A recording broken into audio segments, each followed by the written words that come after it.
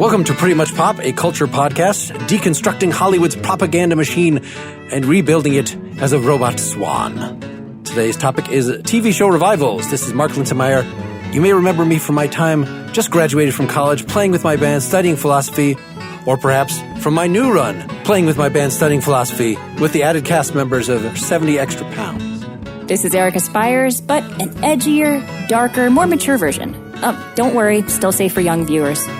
And I'm Brian Hurt, and I thought we were talking about church revivals. Oh, man. So yes, we had to figure out that revivals are not actually the same thing as reboots. We're not talking about reboots. Are we talking about spin-offs, or uncancellations, or remakes? I don't know. I have to say, Mark, when I went to the TV Tropes webpage for revivals, I was overwhelmed by all these definitions. So what is it we're talking about? Well, according to an article that we found in defense of TV reboots and revivals, the reboot is a remake, reimagining, adaptation. And then a revival, on the other hand, is a continuation of the original or a reunion. What the actual hell? Why are there so many revivals? I pulled up a list of them so I can remind myself, and I didn't even know about half of them. It's like, oh, they revived that? I don't kind of barely remember being on the first time, and it's been on again, and I didn't even know about it.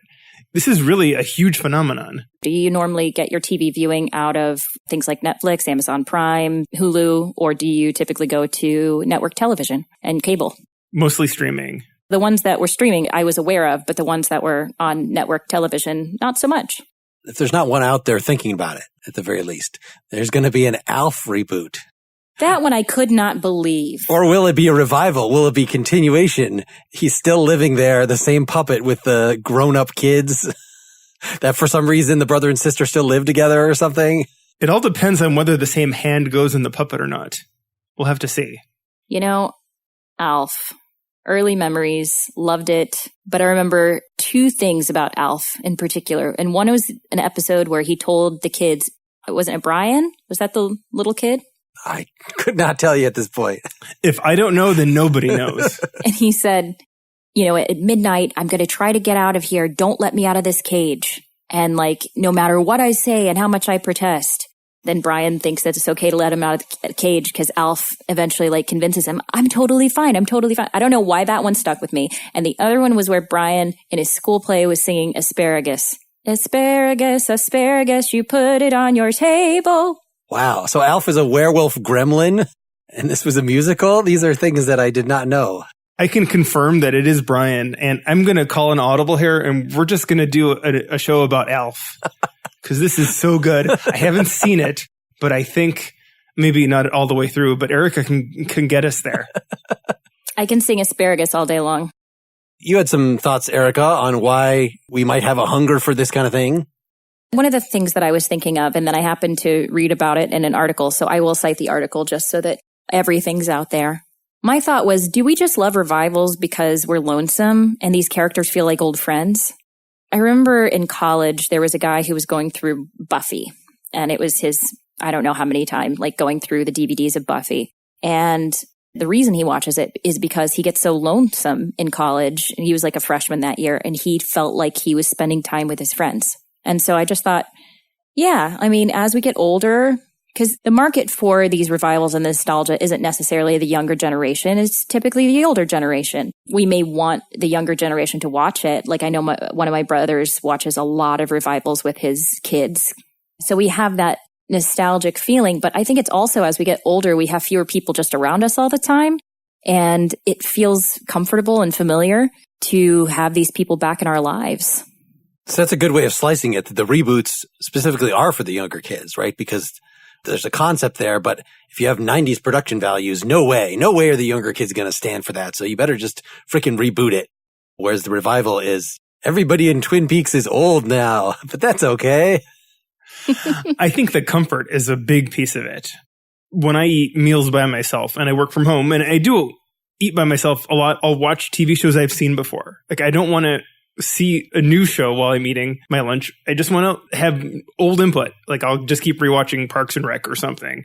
I don't want to expend energy focusing on something new. And I feel like revivals allow us to just kind of slip back into something that's totally familiar to us. We don't have to figure out if we like it. We don't have to figure out who the characters are and who we're rooting for and who we're rooting against and kind of what the tropes of the jokes are of the TV show. We just start watching it again. And even if it wasn't that good the first time, and even if it isn't that good the second time, it's still meeting our expectations and not requiring too much mental energy or emotional investment to start something new.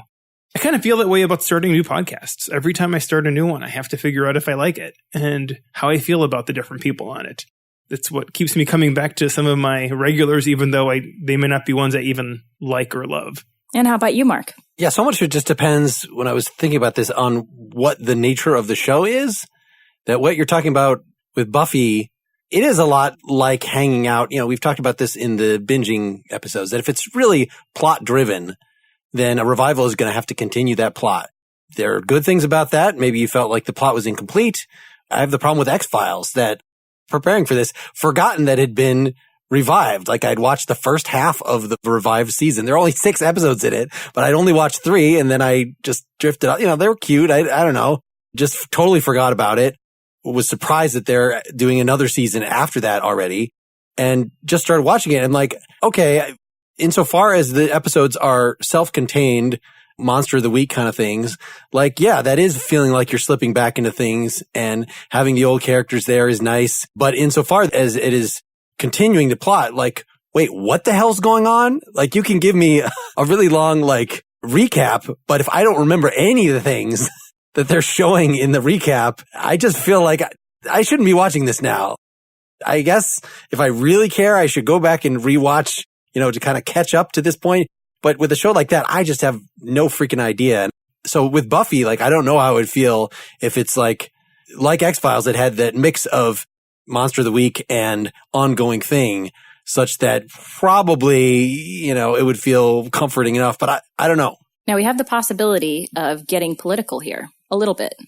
I'm going to talk about this Vice article, which I read after I had this idea that I just shared. It says, historically, when we're living in difficult times, it's always comforting to go back to programs that make us feel happy, felt comfortable, made us feel secure. That's from Preston Beckman, who was NBC's must-see TV network scheduler. There's some truth to that. When we feel like we're in this fraught situation, when we feel like there's new information coming at us all the time, there is some solace in going back to something that feels like we already know what it is. We already know what to expect. Is this a good thing or a bad thing, though? It's neither, but what are your thoughts? It's why people watch sports a lot of the time. I've been told that every football game is actually exactly the same. And it's true that they are, but it's still, they differ to a degree, but I know exactly what I'm going to get from watching it. And there is some comfort, and that's how the next 3 hours are going to go. There still seems to be some connection to reviving stuff that was of some quality, right? They're not reviving shows that failed or whatever garbage they always put on in the half hour after Seinfeld. A man shits on a desk, as the joke goes, is what they put on after Seinfeld. So we haven't seen that. I'm trying to remember the things that were in that slot that I watched.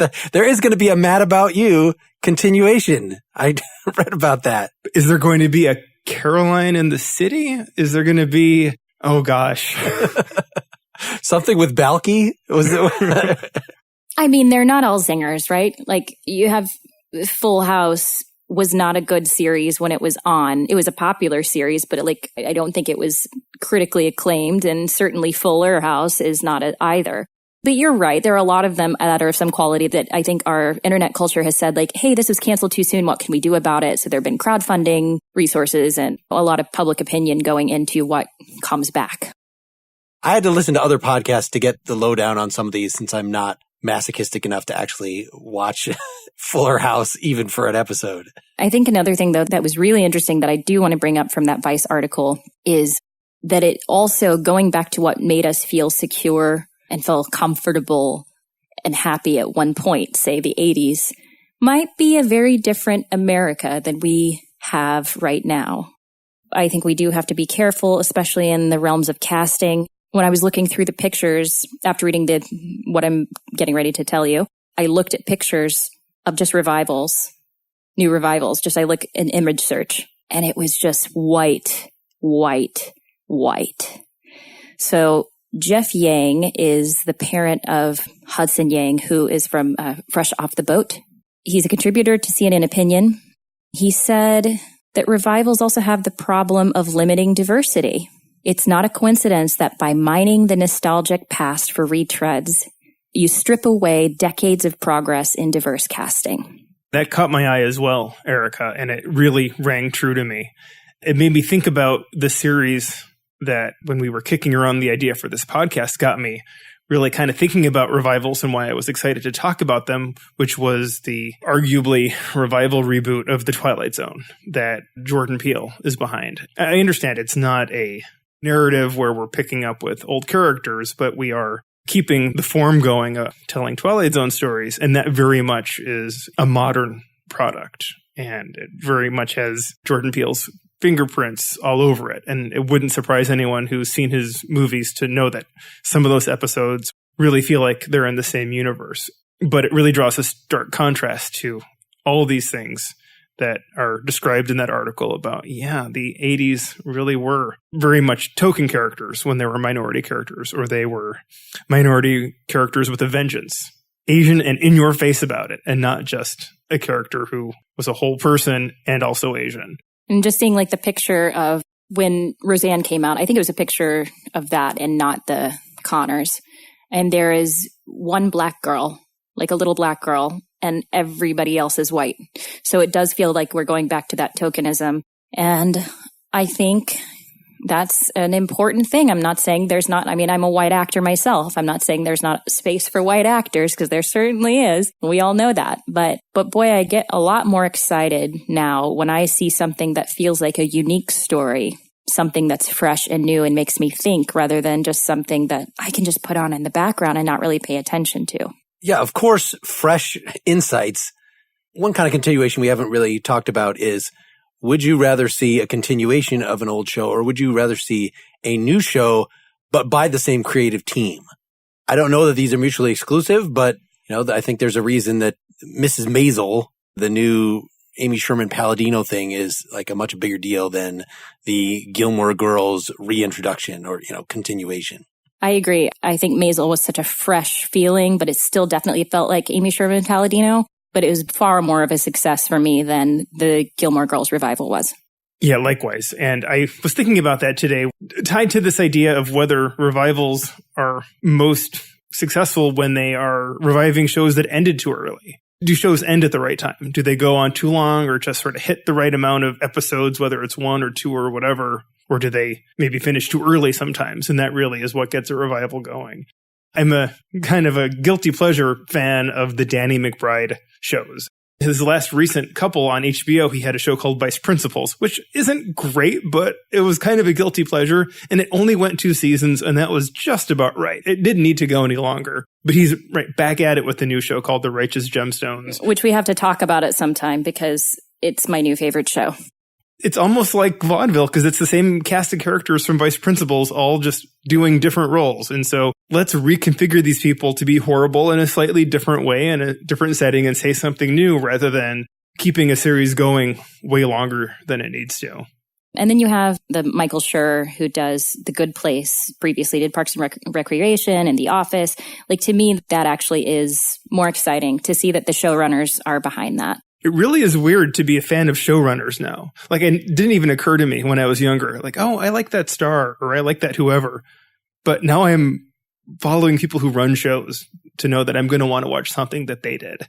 Yeah, you're totally right. With these series, with these revivals coming back, oftentimes, maybe we get 1 season or 2 more seasons of a show that we previously loved. And there are certainly ones that I've been really excited about. I was, for example, very excited about the Gilmore Girls revival. It was a little disappointing, but I still enjoyed it. I wonder that when we get like 1 extra season or maybe 2 extra seasons, we're not getting the world building that we got from the previous, from the first iteration. I think a lot of us like that. We like living in that world rather than having a neatly packaged 1 season arc, which is what a lot of shows are now, which I also love. The 1 season arcs are great because you know that the writers know exactly where they're going to go and there's not a lot of chaff. But in these revivals, I feel like we're wanting to capture something that is really hard to recapture. Yeah, I generally am in favor of the finish things up with a movie or a short season kind of thing. Mm-hmm. So we might as well get into a little more into some specifics. Arrested Development. I know a lot of people weren't crazy about sort of the new format that they used for the revived Netflix season with longer, departing from the original 20-some minute, half hour, including commercials format to like, now we're just going to focus on one character and then on the next character. I didn't mind that. And I know it was done for just because they couldn't get all the actors. The actors have moved on to bigger and better things. And they probably just should have stopped with that rather than let's remix it to the old format and then try to keep going from that. It was definitely already a step down with this revival thing, and there were weird things about it, but at least they kind of made a point about it, about the kids being so much older and made jokes about it. Brian, this was supposed to be the thing you were most excited to talk about. In part because I love the original so much. I think I was sort of wearing rose-colored glasses when I did see season 4, which was the long episodes that you're talking about, which was then recut, and I watched it again, and I didn't think it was successful, and the second revival really didn't do much for me at all. Was that last one that just came out? That's right. Which I didn't get through. It's really a fine balance to do a show about such unlikable people, because they do have to have a likable quality. I guess they behave in unlikable ways, but you still watch them for some reason, and I think we ran out of reasons to watch them as the show continued. I think they hung a lampshade on how the characters aged in kind of a clumsy way. I kind of wish they had done Wet Hot American Summer did, and not just, if I'm not mistaken, they just didn't refer to it at all, that these adults were playing teenagers. And sometimes they made it look even more ridiculous. That's right. The wigs got worse. Yeah, wasn't there a scene early in there where a teenager played by a teenager has her first period and comes out as an adult actress? Yes, it's hilarious. That was a very successful revival because we just had one movie and it had so much promise to give us more, but it couldn't, right? It was just a thing. Enough people got together and really had enough love for it to say, there are things we didn't tell yet, so let's go and do it. After 2.5 seasons of Arrested Development, I'm not really sure anything more needed to be told. Okay, let's reconfigure the Blues in some other horrible way and let them be bad people. Did we need to? It really is the stories that were left untold or that stopped too soon that I think are the most fertile ground for a revival. I think it would be the same decision when you're writing books. I mean, again, having a fresh idea always seems best, but there's a reason why even a regular TV show has more than one episode. Like if you're going to insist on purely self-contained stories, then either everything should be like The Twilight Zone or just make movies and don't ever sequelize anything. So if you're okay with the idea of a story continuing, then you should theoretically be okay with a story continuing even more. Or 10 years passed and you take up the story again and see what's going on. It just depends on the individual story, whether it makes any sense to do that or not. So as long as it's using reasonable storytelling conventions, from what I understand of the Full House versus Fuller House thing, that is just an unbelievable abomination of the original show was a guy's wife dies and he has 3 kids. Well, for the new show, one of those kids, her husband dies and she has 3 kids and for some reason invites her sister and other people to live with that. Like it's just totally, it makes no sense. You would not write a sequel book of this sort. So don't make this as a show either. Oh, I agree. And also with Fuller House, which I do admit I watched the first season of. I was living alone in Paris at the time and it offered me comfort, even though I knew it was terrible. But because I knew the adult characters, I found myself a lot more interested in what they were doing. And every time they cut to the new Disney-fied kids, I just wasn't interested at all. And I wasn't that interested in the adult characters. I was just kind of watching it. That's how I felt when they continued with the Brady Bunch and recast Cindy. And every time that woman opened her mouth, I was like, shut up. You're not Cindy. I think it was funny that so there was just an endless stream of attempts to continue that and redo it, is that a different person wasn't around. Like the Brady Bunch Variety Hour that I remember watching at the time, that was supposed to be like they're in character. It's not the actors doing a show. It's supposed to be those kids have, the Silver Platters did so well that they got a variety show. And so they're this totally different format, but they had a fake Jan for that. And then for that Christmas movie, they had a fake Cindy. And then for the subsequent show, the Bradys, it was a fake Marcia. They had the real Cindy back. Yeah, I tried to watch an episode of The Brady's and it was just totally unwatchable. Also, I should make a similar mention to Still the Beaver. Did you know about that show? Oh my, wait, did that come out in the 90s? It was in the 80s. In the 80s. Well, I feel like I remember this. So people that were cast as kid actors, there's no guarantee they're going to be good adult actors. That's one thing. And then what you were just pointing out is that it was still trying to be a show that would be open for kids. So it's a lot about their kids. But like, why would you care about the kids of these fictional kids unless they found somebody really exceptional, which I'm pretty sure they didn't in either the Brady's or the Beaver case. Right. You have to have exceptional kid actors that make you excited about that story. I agree. They haven't done a really great job of that. But maybe there's an inherent difficulty with either finding that or maybe the writing is poor. I always feel badly when the actors get blamed for it. It seems like this thing that you were talking about, Erica, with wanting to nostalgically relive something, that seems a lot more frequent with stuff that's not seriously serial. So there's an illusion to any sitcom, to most sitcoms, I should say, that this is just the way the characters are and you're just hanging out with those characters. And they might evolve a little over the seasons, but like not too much because you don't want them to become unrecognizable in the way that the Game of Thrones characters did, or there's the Wheel of Time is going to come out in a similar, as a Game of Thrones ripoff thing. And I remember from those books, the whole point is that it's like a bunch of teenagers, kind of like any number of teenage shows that you might like, but that just become totally unrecognizable by, book 10. Some of them are just completely evil or filled with their power or have gone in different directions. So that would not satisfy continuing that kind of story. It's like continuing one of those old sitcoms. It's Mork and Mindy, the continuation.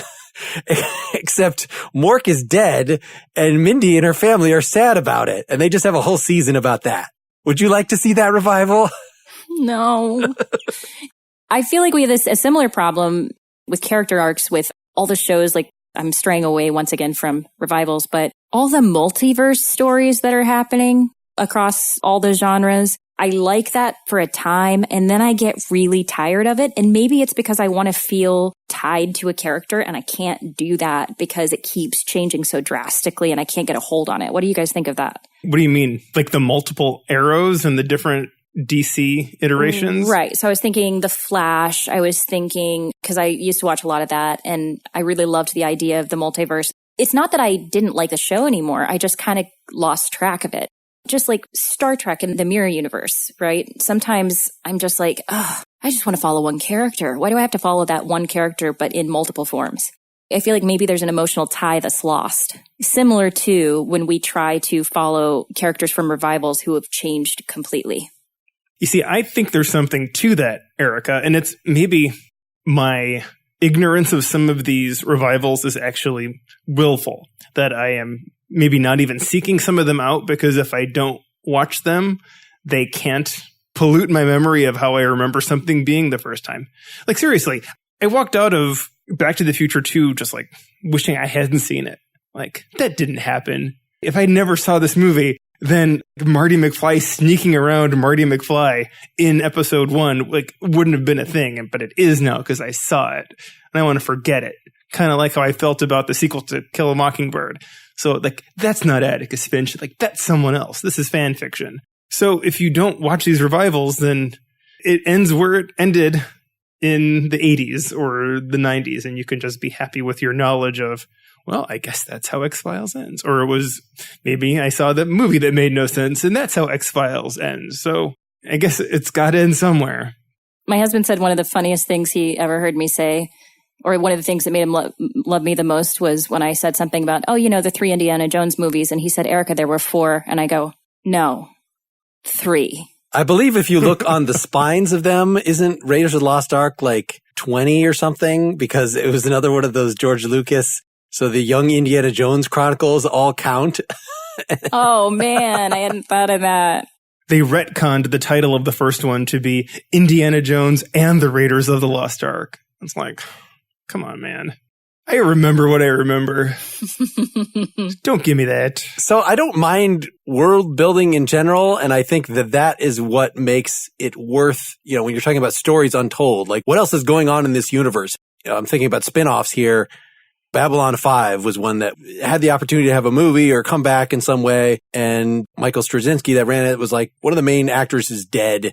I don't want to do this anymore. But he did try twice to have other shows in that same Babylon 5 universe, just like this one's 200 years later and this one is 500 years later. And whatever you thought of those particular attempts, they were not successful, but it's still a better idea in general. I don't mind the idea of world building laterally in this way.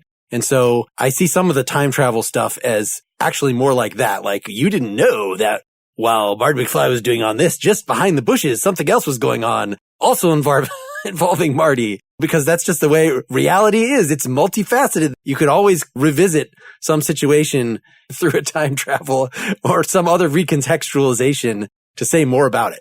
I think we should have Marty McFly inserted to in all these different movies, like into The Godfather. And there he is sort of sneaking along with his long coat on. Those are really different things to have something set in the same universe. And that's really what I think of those Star Trek shows.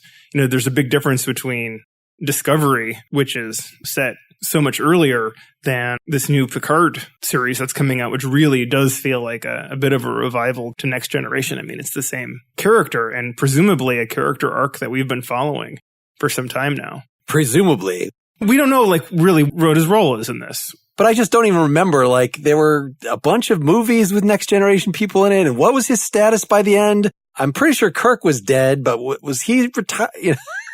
Spoiler alert. Way to go. In that universe, maybe. Yeah. Like, who knows? Whatever that nexus was. But we don't know what this new show is going to be exactly, or what the focus is. Or if it's going to be in the TV show, he gets a degenerative brain condition. So this could all be some sort of crazy flashing back from whatever syndrome he has on his deathbed. Who knows? We'll see what happens. It'll be the Bradys all over again, where Bobby is in a wheelchair. Just like that. I don't believe it. I think it's going to be great. I'm just going to believe it's going to be great. It's Patrick Stewart. Why would he sign on to do it if he didn't want to? We'll have to ask him about it. What are some revivals that have worked well for you, in your opinion? What are your favorites? What are ones that have disappointed you? Mark? See, I don't even know if the Deadwood thing counts as a revival. It's a movie to wrap things up, but it's a number of years later. Sure, it did the job. I wish they just made it several years earlier, because it doesn't benefit. By this time, I didn't remember. I had watched the 3 seasons of Deadwood. I didn't remember what was going on, so I did go back and watch the final episode of the 3rd season. And sure enough, the conflict that was raised there, they kind of, without giving too much away, but the antagonist for that season leaves under sort of a deception. Well, okay, for this movie, that antagonist comes back and they have to deal with the fallout.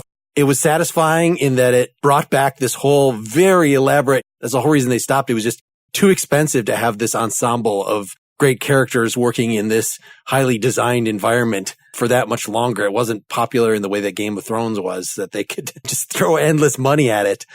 All in all, I think that worked pretty well. Is there one that didn't for you? We've already talked about the Bradys, your favorite. Arrested Development is what I had in mind, but the Bradys, I think, yeah, since you bring it up, is a great example of maybe showing what was wrong with the first one, right? That I'm sure when they did the Bradys, they thought these jokes are pretty much exactly the same tone of the first one. But the whole point is we enjoyed those first ones as kids. Why would we enjoy those same kind of corny jokes as adults? You're creating something that is based on nostalgia, but it's still aimed at its original audience. Maybe this is actually the problem with Star Wars too, that, you know, Lucas said, I'm not sad that you don't like the prequels. These movies are aimed at kids. Don't tell us what these movies are, George. I'll tell you what these movies are. This isn't your religion. This is my religion. Dummy. How about you, Brian? I am going to give you all science fiction answers. I think that a very successful revival was Doctor Who in 2005. The show just sort of petered out, and then they made an American TV movie that was garbage, and then it went into development hell for a long time. When it came back, its first season wasn't great, but once it found its feet, there were still a lot of good stories to tell, and there were people who were really devoted to that universe and that format and realized, boy, we have a budget that we never had before. So maybe they could just do things that telling stories in the 2000s that they couldn't tell in the latter half of the 20th century. I really am so happy with how Doctor Who turned out. I mentioned Twilight Zone earlier. Honestly, I was not a big fan of the Jordan Peele reboot.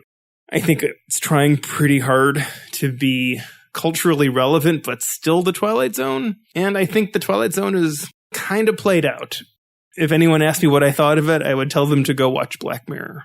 Something that's a little more in the know and is just speaking to me as a science fiction fan who likes... Why is it played out? I don't know if it was because I was a dumb kid or I was watching things that were made in the late 50s and early 60s, but to be watching for a twist and to be watching for the highly moralistic comeuppance that characters get, it helped that I wasn't that good at watching science fiction, and maybe people in the late 50s and early 60s weren't trained to watch it. It also helped that for 4 of the 5 seasons, it was just a half-hour show, and you didn't have to sit through that much of it. It was actually a 22-minute show, right? To watch 60 minutes of, oh boy, well, we're going to have to sit through this to wait for the twist. In some cases, the writing is better than others, or the acting is better, and there are some okay episodes. There are some absolute stinkers this time around. And one that's kind of a meta deconstructed one that is self-aware that it's a Twilight Zone episode, which is actually kind of clever. I don't really recommend it. I thought when they rebooted it in 1985, when I was in high school, when I was a youngster, there were still some good stories to tell, and I enjoyed that still pretty well, but it really isn't doing anything for me now. What about you, Erica? So for me, I would say my number one that I was so excited about and also delivered was Twin Peaks: The Return.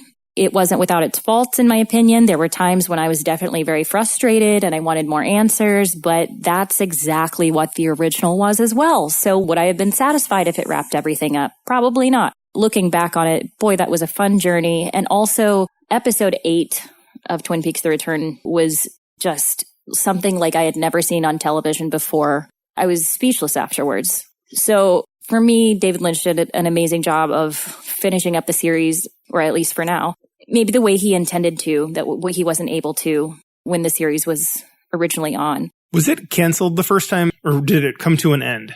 I think it was canceled, but he originally, he wasn't either directing or writing anymore. I can't remember, he had creative differences. So it totally took a left turn during the second season because of that. So he then got to come back and create what he wanted to create again, which is just as weird and wonderful as I wanted. This is one I wanted to ask you about because I really, really like the original and I watched it at the time, and I decided not to watch the revival because I wasn't sure how I was going to like it. Do you recommend it or don't you? I mean, here's the thing. You may hate it, but I feel isn't that the case with a lot of his stuff anyway? There were episodes that were utterly frustrating in how long they stuck with a version of a character that we loved, and you just thought, oh my God, when are you ever going to go back to normal? And when can we see this person? Because you wanted that satisfaction of it. And he spent a lot of time, as much time as he wanted, to do that. So that kind of stuff sometimes could be very frustrating. On the other hand, we got some new characters. We got some weird twists. We got some nods to some old favorites. And in the end, I was pretty satisfied. So thanks for the definitive answer. I really appreciate that. It's hard. I know. I rarely give a definitive answer. Don't worry about it. There's some beautiful television to be had in it. I will say that. If you just want to go with the nostalgia of what you liked, then don't watch it. I also wanted to mention Queer Eye. The revival of Queer Eye, I think, is absolutely fantastic because they have also revised that in such a way that it includes not only men, but involves women and people who are queer that they help. And it's not just aimed at straight men. So it definitely feels like it's updated for today, but it still has the heart that it used to have. Things that haven't worked for me, I had a harder time with this because I realized I went ahead and put in X-Files and Will and Grace. And the reason I put those in are they are 2 shows that I watched earlier on, and I started them, and I just didn't get far with either of them. So to me, they must count as, well, they didn't work so well because I didn't finish.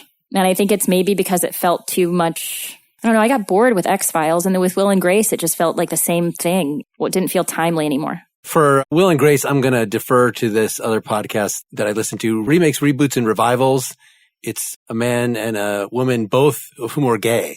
They give a really good explanation of why they think it actually is still relevant, and those characters coming in at a time in the Trump era makes a lot of sense, to be able to comment on what's going on now. I have no idea myself. it's not a show that I was super into at the time. So yeah, I think the part of it is just that I'm no longer really that excited by that format anymore. Brian, what do you think as a big X-Files fan about the possibilities? So I haven't, again, watched this most recent season yet. Have you seen any of that? I saw 2 episodes of the first reboot season, and I just didn't know why they were making them. Yes. It was a total bummer to me. Okay, well, I'm toward the end of the first reboot season. I just watched a couple more in the last couple days. Not reboot. Shame on you. Put a nickel in the swear jar. And they have introduced again 2 potential replacement characters. I think very self-consciously, a young Mulder type and a young Scully type that the actual Mulder and Scully are interacting with. And it seems like one possible way the show can go. I can't say whether this is what happens is as they tried near the end of the first run of the show to pass the baton off to somebody else.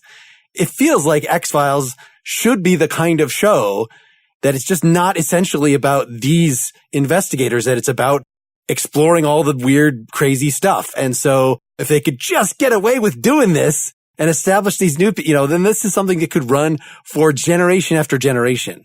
You would never run out of schlocky stories like this. I thought they did this already. They tried, yes. Towards the end of the original run. Didn't they bring in some new agents who ended up, or did they end up going into the spin-off series? Millennium? I didn't think. I'm talking without knowledge. So are these new characters named Plop and Dwight Jr.? I gotta pull in The Office again. When in doubt, talk about mistakes. Mistakes were made. All right.